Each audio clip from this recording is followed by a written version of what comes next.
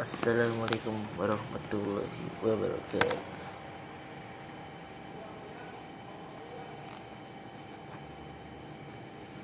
Terbuat. Mengenali musibah dan ujian hidup. Dalam pandangan Islam, masalah yang menimpa manusia bisa dibelah menjadi 3 macam, yakni ujian atau cobaan, musibah, dan azab. Namun ada pula yang lebih meringkasnya menjadi 2 macam, yaitu ujian dan azab, di mana dalam pembagian ini musibah ditempatkan secara umum sebagai sesuatu yang menimpa manusia. Lalu apa itu ujian? Ujian atau dalam Al-Quran yang sering disebut dengan kata bala atau ibtila, ia secara bahasa berarti ikhtibar, penyelidikan, dan imtihan atau percobaan. Bentuk dapat berubah kesulitan maupun kemudahan, kesedihan maupun keburukan, kebaikan maupun keburukan, kesedihan maupun keburukan, kebaikan maupun keburukan. Ujian pasti terjadi kepada manusia karena ia merupakan sunnah kauniyah, ketetapan Allah yang pasti terjadi bagi setiap umat Islam. Kepastian akan adanya ujian ini karena Allah dalam Al-Quran menggunakan kata la tubalawun, yang dalam kaidah bahasa Arab penggunaan huruf lam dan nun yang bertasydid menandakan kesungguhan atau benar-benar akan terjadi. Lam dalam lafal tersebut disebut lam muzallaqah, sedangkan nun dengan syiddah bermakna tauhid. Tentu ujian hidup tidak selalu menyangkut yang tidak enak saja. Kenikmatan hidup, kemudahan rezeki, dan kebaikan-kebaikan yang kita terima juga merupakan bentuk sebuah ujian. Disinilah universalitas makna ujian hidup itu sebenarnya, sebagaimana ditegaskan dengan firman Allah yang artinya tiap-tiap yang berjiwa akan merasakan mati. Kami akan menguji kamu dengan keburukan dan kebaikan, cobaan yang sebenar-benarnya, dan hanya kepada kami lah kamu dikembalikan. Surat An-Nabiah ayat 35. Adapun manusia, apabila Tuhan yang menguji lalu dimuliakannya dan diberinya kesenangan, maka dia berkata, Tuhanku telah memuliakanku. Adapun bila Tuhan yang menguji lalu membatasi rezekinya, maka dia berkata, Tuhanku menghinaku. Surat Al-Fajr ayat 15-16. Kamu benar-benar akan diuji pada hartamu dan dirimu. Surat Ali Imran ayat 186. Makna ujian di atas tidak jauh berbeda dengan makna musibah. Hanya saja jika ujian dan cobaan bisa berbentuk kebaikan dan keburukan, tetapi tidak dengan musibah. Musibah hanya dimaknai sebagai pemberian Allah yang ditimpakan kepada manusia dalam bentuk sesuatu yang tidak disukai. Musibah secara bahasa identik dengan teguran atau peringatan yang sudah menjadi ketentuan Allah. Ia berikan karena kesalahan yang kita perbuat. Jadi jangan bersalah kalau misalnya kita.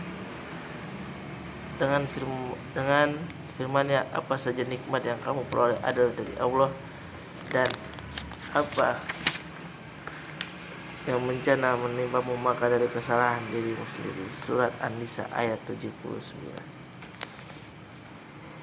Imam Hafiz Ibnu Katsir mengatakan bahwa makna apa saja nikmat yang kamu peroleh adalah dari Allah adalah dari karunia dan kasih sayang Allah Subhanahu wa taala, sedangkan makna dan apa saja bencana yang menimpamu maka dari kesalahan dirimu sendiri. Sedangkan azab yang menurut bahasa Arab aqobah atau yakibu atau hukumat yang memiliki artinya adalah balasan, siksa atau teguran bagi umat yang melanggar larangan agama. Dapat dilihat dari Al-Mujid fil Lughah wal Alam dan Al-Marshab, ini pengarangnya ya, pada bukunya tahun 2002 halaman 518.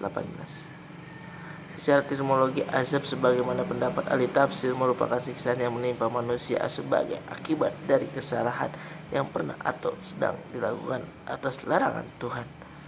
Azab ini banyak ditimpakan kepada orang-orang kafir dan orang-orang yang menggelima dosa dan kemaksiatan. Dengan yang artinya, dan sesungguhnya kami merasakan kepada mereka sebagai bagian azab yang dekat di dunia sebelum azab yang lebih besar di akhirat. Mudah-mudahan mereka kembali ke jalan yang benar. Surat Al-Sajdah ayat 21. Kendati demikian, tidak selama-lamanya pembelahan ini berlaku secara umum, karena orang-orang yang bersih di hadapan Allah serta orang yang beriman pun juga mendapatkan ujian hidup, bahkan bisa juga berupa azab. Ini seperti terlihat dalam sebuah hadis dari Ibnu Umar radhiyallahu an. Nabi sallallahu alaihi wasallam bersabda yang artinya, ketika Allah menurunkan azab kepada manusia, azab akan menimpa seseorang di tengah-tengah mereka, maka mereka akan diberikan sesuai dengan perbuatan mereka. Hadis riwayat muttafaq alaih. Hadis di atas juga merupakan jawaban atas kecemasan Zainab binti Jahsy, salah satu istri Nabi, saat dia mempertanyakan nasib orang soleh. Dan dia berkata, Nabi SAW bangkit dari dunia, wajahnya memerah. Dia berkata, la ilaha illallah, sebuah kecelakaan besar bagi orang-orang Arab dari kejahatan yang dekat. Dan dibuka pada hari itu benteng Ya'juj dan Ma'juj seperti ini. Sufyan, salah satu rawi yang berputar-putar 90 atau 100 memakai ibu jari dan telunjuk, bertanya oleh Zainab, akankah kita binasa ketika di tengah kita ada orang-orang soleh? Dia menjawab, iya, bila banyak yang jelek. Jadi kalau misalnya ulama itu banyak yang jelek aja sih. Hadis ini menjelaskan bahwa azab Allah kepada suatu kaum karena kemaksiatannya itu akan berimbas pada orang-orang yang baik juga. Namun kelak di akhirat mereka akan dipilah-pilah mana yang baik dan mana yang buruk dengan jaza atau balasan masing-masing. Lihat pada buku Syariah As-Sholihin 5 halaman 459 sampai 460. Allah ingin melihat bukti keimanan dan kesabaran kita. Jika kita bisa menyikapi dengan benar dan mengembalikan semuanya kepada Allah, maka Allah akan memberikan pertolongan dan rahmat sesudah musibah atau bencana tersebut. Hanya saja dalam konteks tulisan secara keseluruhan dalam buku ini, musibah ditempatkan secara sejajar dengan ujian ataupun cobaan, sebab antara ujian dan musibah sama-sama memiliki makna kehidupan, sesuatu yang ditimpakan Allah kepada manusia. Perbedaan antara keduanya pun cukup tipis, karena dalam ujian sesungguhnya juga terdapat kebaikan dan kenikmatan.